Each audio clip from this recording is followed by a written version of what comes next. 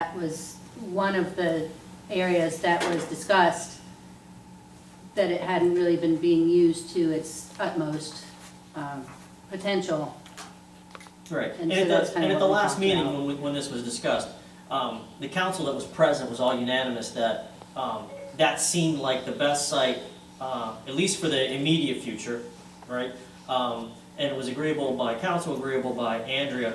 And Manager Trent, can you speak to like the timeline obligation that we have for as far as selecting this site? What was the proposal specifically stated that we're obligated for the purposes of the grant that you want to Right, for the apply support for? grant I'm trying to get from Allegheny Grows, I have to have written permission from the municipality and the owner of the property, which in this case is the same. It's both the borough, and they want to know that it will be available to be used for 5 years to qualify for this grant. If I don't get the grant, or There's if, if I don't have the land use permission, then I'll miss my deadline for the grant. It still would be possible to do a garden in this spot without the grant support, or in a different spot. So, I mean, I'm pretty much wide open to whatever we can make happen. The Allegheny Grows grant is quite robust and comprehensive, and pretty much ensures that the whole project will be a success and will be sustainable into the foreseeable future, as long as it makes sense for the community. And that was what I was hearing from council, that, if it was to be done, they didn't want it to be done like for 1 or 2 years and then sort of languish. Right. That it could, Your deadline is, for the grant proposal is the 26th, but I was hoping to. today's 22, right? Yeah. Mhm. Yeah. And they provide volunteers, they provide. They provide- really Lots of teach stuff. you how to do We talked about everything. this last week. Right, just for the others. Yeah. Here. So some of the things that I had to do for their purposes were to get signatures on a petition of support from residents, including a number of people who would have to look at the thing every day. So the other day I went over to Afton Ave and, knocked on some doors, and pretty much a lot of the Crafton residents that I've talked to have been really excited about the idea. I've gotten a lot of volunteer offerings from people. My neighbors are like, if you need us to donate, if you need us to hand out pamphlets, whatever you need. But I do have more than the required number of people who are committing to be leaders in the project, and also petition signatures. And that's more for the Allegheny Grows. And at that last meeting, right, we laid out several things that we needed to see in the proposal, right? And, it seems to me that she's met everything we've asked her in the proposal. You agree with that, Manager Trent? That's correct. Right. So, well done, right? As far as, I know it was important for you to move fast. We had to pick a site fast. We were unanimous about the site. You've met all of our demands that we needed to see in the proposal. Thank you. Thank you. Ask a question, Dan. Sure. Andrew,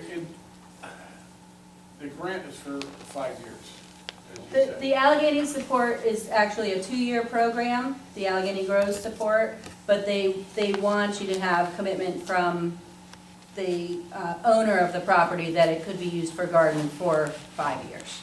Okay, my question would be then, let's say 3 years down the road with the long-range plans for the park. The plan comes through, a grant comes through with monies to make a street hockey or tennis courts out of that area. Would you still be within your guidelines if we just, at the end of a growing season, just move to another location? I would be fine with that. I don't think it's an issue for Allegheny Grows, and part of what's important to me about doing a community garden is that it really reflects the needs and wants of the community. So if it makes more sense for Crafton to have other recreational use of that space, then raised beds move to somewhere else. Okay, thank you. One more thing, it's not gonna affect your grant at all What's that? if you have to move. I don't know that for sure, so I'd be concerned about. the grant support is only a 2-year, so, and they actually don't just give you money, like they give you the Right. whole program and training and materials and a lot of expertise. So I don't know the answer to that question.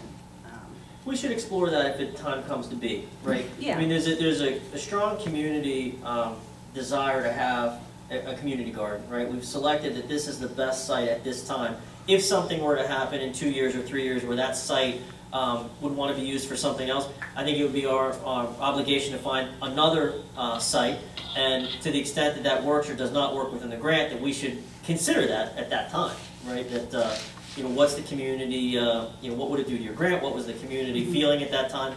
Maybe there's a better site that becomes available between now and then, right? So we'll work with that as it comes to be. Okay. Let me see, where were, all in favor? Aye. Aye. Opposed? Motion carries. All right, moving on to Public Works, a pickup truck purchase. I'll entertain a motion to authorize the purchase of a new 2015 Ford F-350 4x4 pickup truck with plow, spreader, toolboxes, lights and equipment from Woltz and Wind Ford under the CoStar's 25-03T program for an amount not to exceed $40,957. So moved. Second? Any discussion on this item? This is budgeted for? Specifically, what was budgeted for last year was a leaf, well, Mr. Kazarowski, you want to speak to what you're, where you're getting the money for this? Right, actually, there was $38,000 budget for a new leaf vac. On my arrival in Public Works, I reviewed the equipment with crew and staff, and the leaf vac itself, I believe, I think to be purchased next year using 902 grant money, on a 90-10 with the percentage of the use of the vac being used, it's like a 90-10 grant, 902 that we used previously when I was in Grafton Borough that would help us purchase the leaf vac.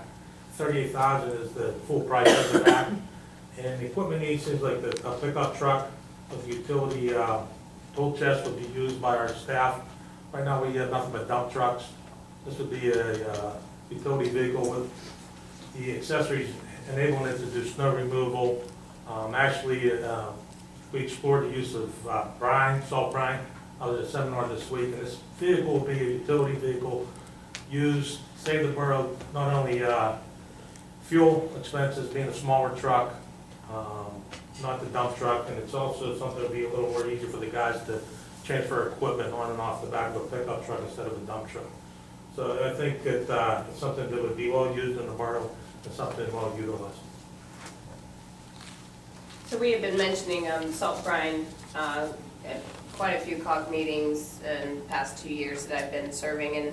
And so is that a direction that we're going to be going into? Is there some kind of agreement? Usually municipalities of our size share with another municipality. Is that a plan that's in the works? Are we already negotiating that, talking about that with somebody so that this is a foreseeable purchase? The meeting was last week in Braintree, and I was actually with Ingram Borough. The cost of the brine maker was $8,000, shared with Ingram would be $4,000, and the cost for the applicator and the tank to go on the back of a pickup truck was approximately $3,000.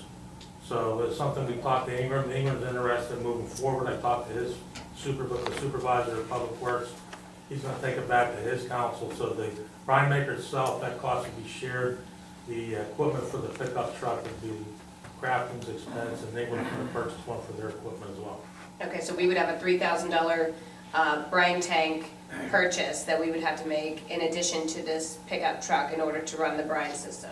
The brine, we'll be making the brine ourselves. Right. Share the cost with Ingram, and we would have the sole cost for the applicator and tank that would go in the back of a pickup truck. Okay, is that going to be budgeted for in the 2015 so that we can start using that, or what's your scope after your discussion with Ingram? Once I confirm with Ingram, I'm going to bring the total cost of my budget meeting. I have it tomorrow with Deb. I'm going to bring it as a capital purchase, either or without Ingram, and council would have to make a decision if they want to do it as a sole purchaser, or if Ingram moves forward, we'll share the cost with Ingram for the brine maker. So you can't move forward without this pickup truck, is that what you're saying? It's inevitable if we use the brine system? This would be the best way to put the brine down is on the back of a pickup truck. I'll have a package and folder we include in the budget package with the brine maker and the picture with the brine maker, or the applicator on the truck. So if we didn't purchase this truck and we went with the brine, we'd still have to get a truck, because you can't do it off the back of a dump truck. You could do it off the back of a dump. It's not probably the best way to apply it. And the pickup truck is the way to go with it. And obviously, the vendor had recommended a pickup truck. And with the narrower streets that we have, a pickup truck makes more sense to go up and down the street. Right, Do the dump trucks do that now? yes. They go up and down the narrow streets Yes, now? you do. The one-ton dumps do it, yes. Sometimes they have accidents. Well, of course, I mean, it's winter weather. But it's a separate issue. The brine thing is a separate issue. I mean, we're talking about a truck right now. Right, in that truck, you know, in order for, you know, me to spend $40,000, in my mind, I need to make sure that I'm gonna get multiple uses out of it in various seasons. Actually, the tank that goes with the brine is used to do parks, fence lines, and infills with pesticide apparatus, you know, with the spray with that. We actually do weed control with the same tank. Okay, So, I mean, it's a multi-purpose, not only the brine maker, but the truck itself will have multi-uses. okay. Right, so just to be clear on what Echo, Mr. Amendola is saying, if we weren't doing brine, you'd still be recommending that we have a pickup truck purchase, right? Yes. For traveling from here to there to pick up parts and things like that, you know, for accessing smaller streets, there's various uses of the pickup truck, and then the brine is just yet one more, you know, efficiency, right, with the truck. But there's not a causal effect here. We're doing brine, so we need a pickup truck, right? It's more, we want a pickup truck that makes good sense for public works and maintenance of the borough, and it also can be used for brine. Right. Actually, the brine meeting was last week. I made a recommendation to a pickup truck, I think, at the last meeting. Yeah. And the pickup truck itself makes sense just for the injuries. I mean, picking up rollers and equipment, put them on the back of a dump truck, it's really easy to put on the back of a pickup truck when you're talking about asphalt. Sure. Okay, any more questions? Yeah, why are we going with a 350 instead of a 250? I priced them, I originally had 250. When I looked at some of the vehicles on Wilson Wind, Robinson's actually purchased in 350s. And the 350 itself is a commercial grade truck, and something we'll probably be better off with the wear and tear and, you know, hauling. We're gonna haul in the pickup truck, whether it be a brine maker, tolls. 350, I believe the way to go as far as the wear and tear on the truck. It's a big truck. But I was just wondering about the, 3/4 ton. yeah, well, 350 is 1 ton, isn't It's the same size. Yeah, same as yours. It's not pickup. it? Right, a buddy of mine has one. And I was just thinking about the size of the truck. Weren't we gonna go with natural gas? I remember you mentioning I that. explored the natural gas with the vendor, and actually, right now, it's not a good time for natural gas as far as any type of grants or awards for the vehicles themselves. Do you know the difference between the price of the 250 and the 350? It's very comparable. I mean, About the same you're price? talking about a couple grand, But a couple grand puts us in budget.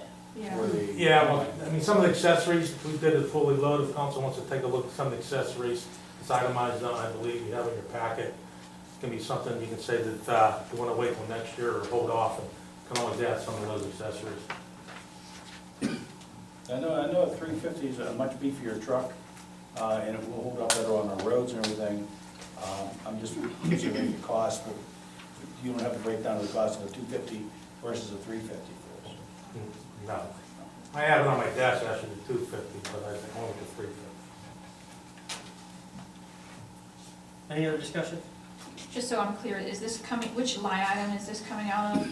I see a line item for capital outlay for a truck. I see capital outlay for equipment, public works equipment. That outlay is $38,000 budgeted for this year. And are we looking to purchase this year, or is this for next year's budget? That's for this year's budget. Okay, so then that would put us over budget if we go at the capital outlay for equipment. I'm just wondering where the money's coming from The specifically. $38,000 will come out of the capital outlay for equipment, and I believe the additional $2,000 that were 3,000. $3,000 was discussing with the secretary and the manager what line item we could take that from.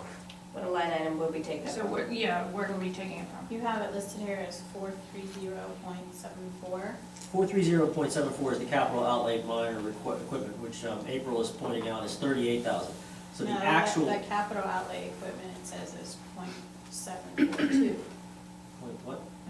430.742 is Oh. Public Works capital outlay equipment. Oh. That's equipment, But the outlay 38,000, truck. but that you can take, but there are other funds available under Public Works budget, 430.74, which is capital outlay minor equipment, and that could be used.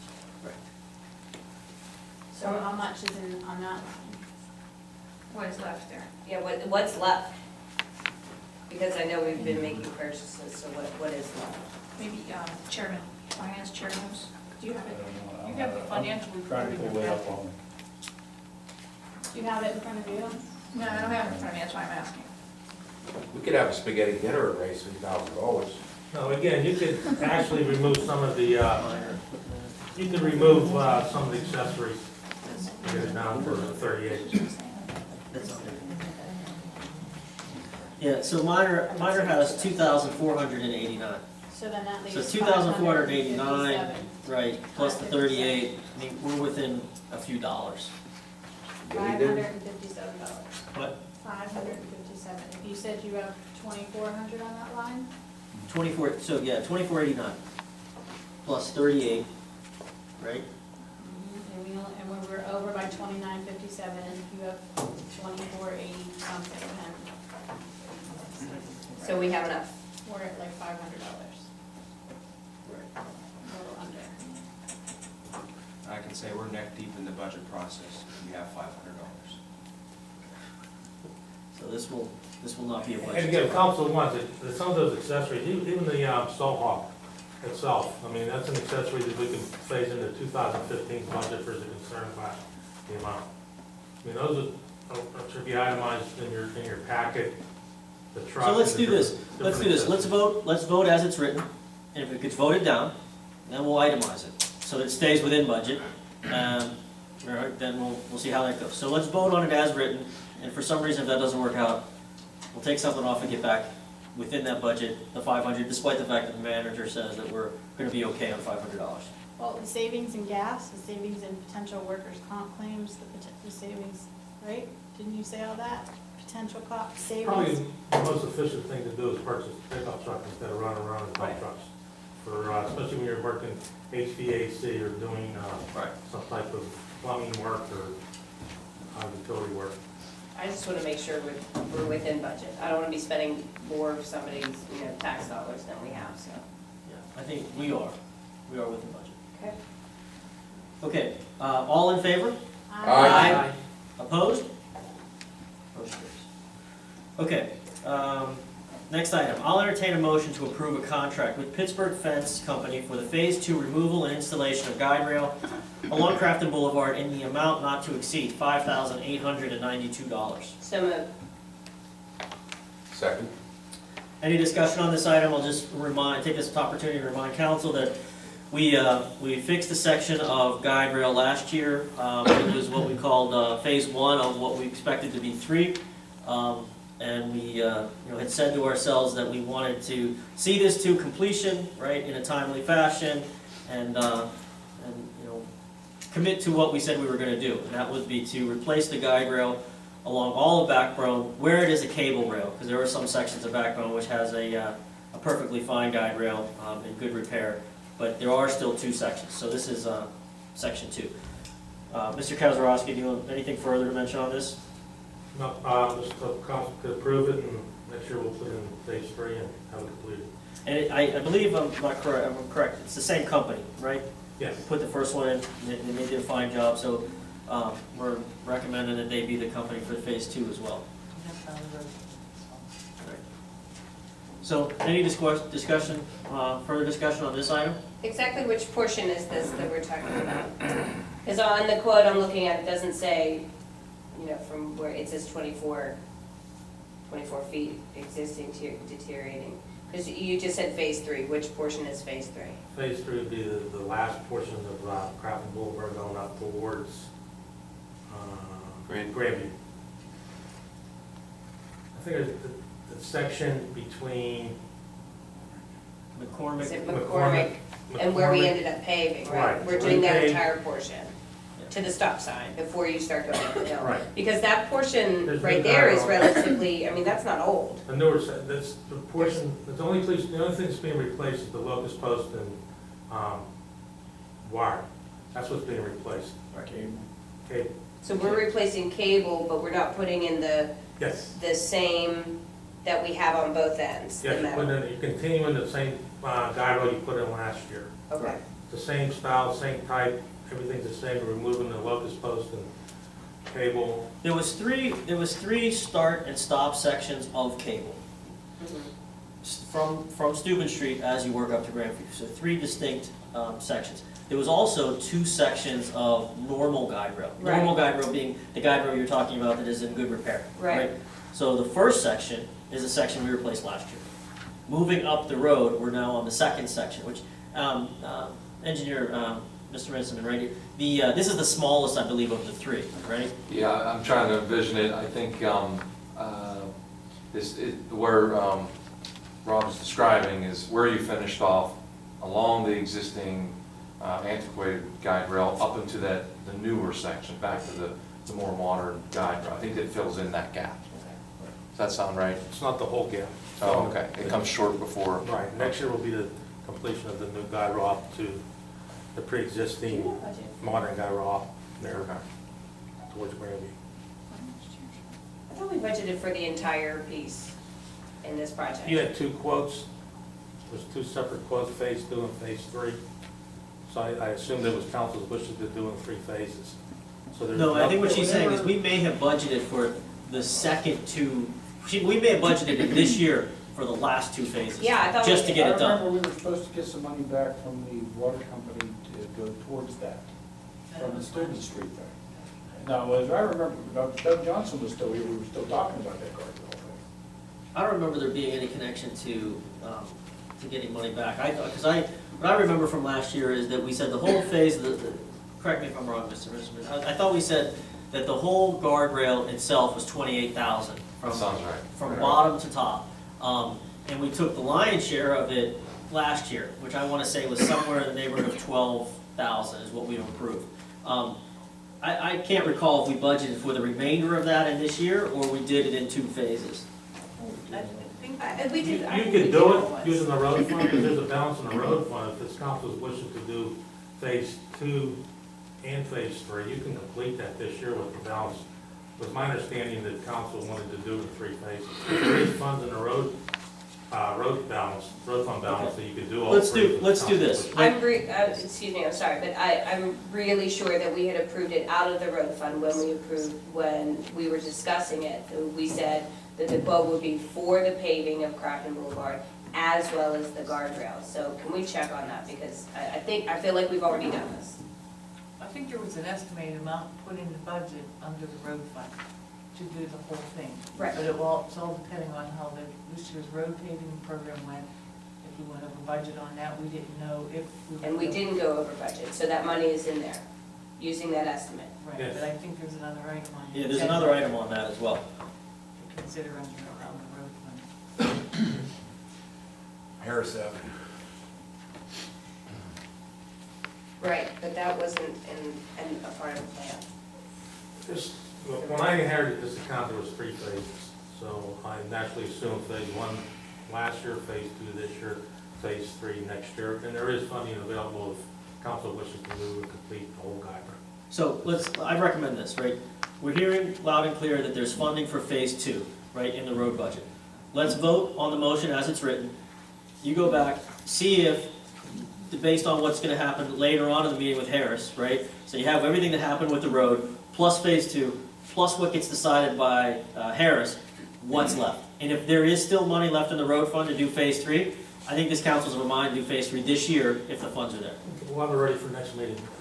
We'll have it ready for motion for next meeting for phase 3. Okay, but as this motion is written, this is in budget, and we do have this in the road fund. So let's do a vote. All in favor? Aye. Opposed? Motion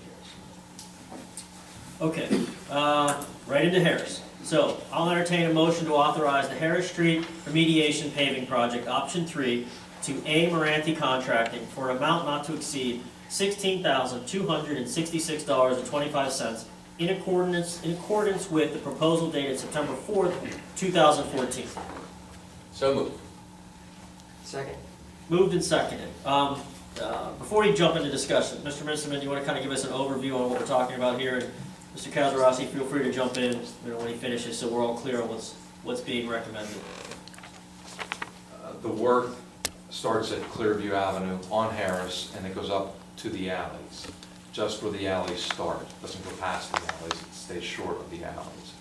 And it basically removes all of the brick that are in the existing pavement.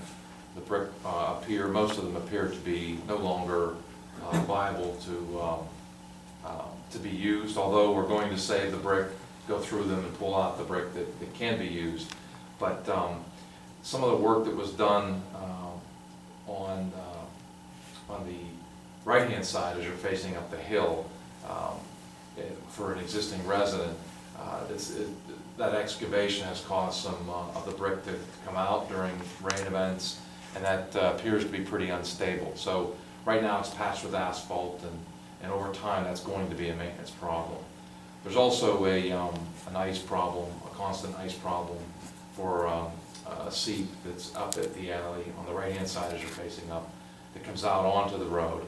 Because the road is old, there's not a crown in the road that forces the water to the curbs. A lot of the water just runs throughout the road and ices in the wintertime. So the idea would be, and what started this discussion was the contractor who installed the curb and gutter on the left-hand side as you're facing up the road, installed the curb and gutter too high. He was supposed to install it at the same elevation that it was, so that it would at least function as close to as good as it could. Like I said, the road itself is no longer showing a pronounced crown. It pushes the water to the curb and gutter for drainage. So, but there is some level of the water that goes there. You saw a video that showed the water flowing into the street. It was a very heavy rainstorm, so that road would struggle to control that water anyway. But the video showed that the water wasn't flowing in the newly installed curb and gutter, and that's because it was too high. So the contractor was required to go back, reinstall the curb and gutter at the proper elevation, reinstall the brick, and reinstate the pre-existing condition prior to the Clearview work. In lieu of that, the idea was, well, since he had to go back and make those changes, that he could give us a discount on the cost that he would spend to go back out and redo that work, because that would be at no cost to the borough. So the idea was we could kill a few birds with one stone, solve some of the problems on Harris, leave the curb and gutter installed. It's very good curb and gutter, it just happens to be at the wrong elevation.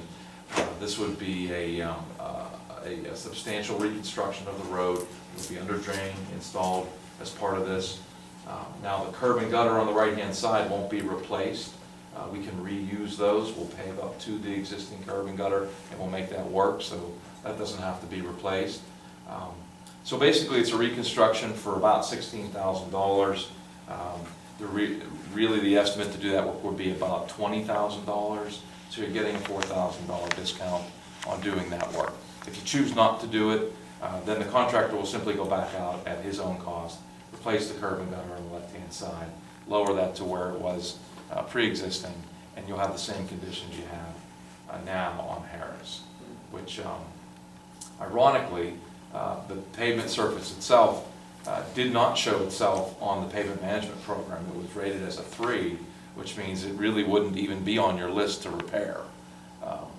But I just think because of the circumstances, the issues on the right-hand side, with many of the brick being pulled out, removed, because of that work by the resident, and the climate is really exacerbating that problem. That is going to be a maintenance issue. We had the situation on the right-hand side with the curb. Could save some money, solve the seep and the icing problem in the wintertime. It seemed like it was an option to bring to your attention. Did you just say because of the work of the resident? Because of what the work that the resident has done Yes. has contributed to this problem? Yes. So would that not conclude that it would be the resident's responsibility too? I suppose I don't know the answer to that. you know, that's a whole separate issue. It's just, you know, that would be an argument of what did you do, what didn't you do?